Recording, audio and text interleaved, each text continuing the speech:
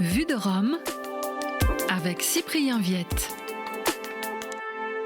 En ce début d'été, le pape a procédé à plusieurs changements dans l'organigramme du Vatican, avec des nominations qui entreront en vigueur à la rentrée le 1er septembre. Le dicastère pour le service de la charité sera pour la première fois doté d'un secrétaire en la personne de Monseigneur Lucio Adrián Ruiz.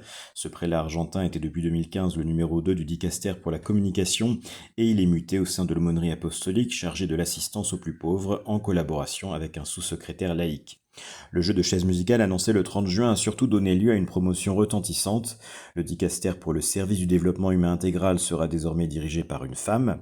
Sœur Alessandra Smerilli, religieuse italienne qui en était jusqu'à présent la secrétaire, va succéder au cardinal canadien Michael Cherney qui dirigeait cette institution depuis 2022.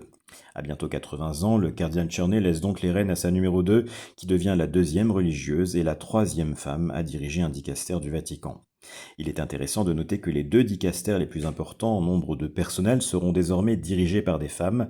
Montse Alvarado, une laïque d'origine mexicaine de 39 ans, prendra en effet la tête du dicastère pour la communication le 1er novembre et elle exercera son autorité sur plus de 550 collaborateurs. Sœur Alessandra Smerilli dirigera pour sa part une institution d'environ 75 personnes qui suivent les questions de doctrine sociale, d'écologie ou encore de soutien aux migrants. Le dicastère pour la vie consacrée est également dirigé par une femme, une autre religieuse italienne, sœur Simona Brambilla, nommée par le pape François au début de l'année 2025.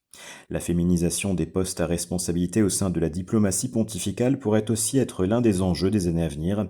Il est en effet possible que certains postes de représentation du Saint-Siège dans des institutions internationales comme l'UNESCO ou la FAO soient à l'avenir confiés à des femmes.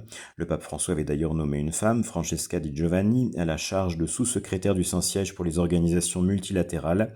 Elle a été remplacée par un prélat lors de son départ en retraite, mais cette femme discrète a créé un précédent qui sera probablement amené à se renouveler. Vue de Rome.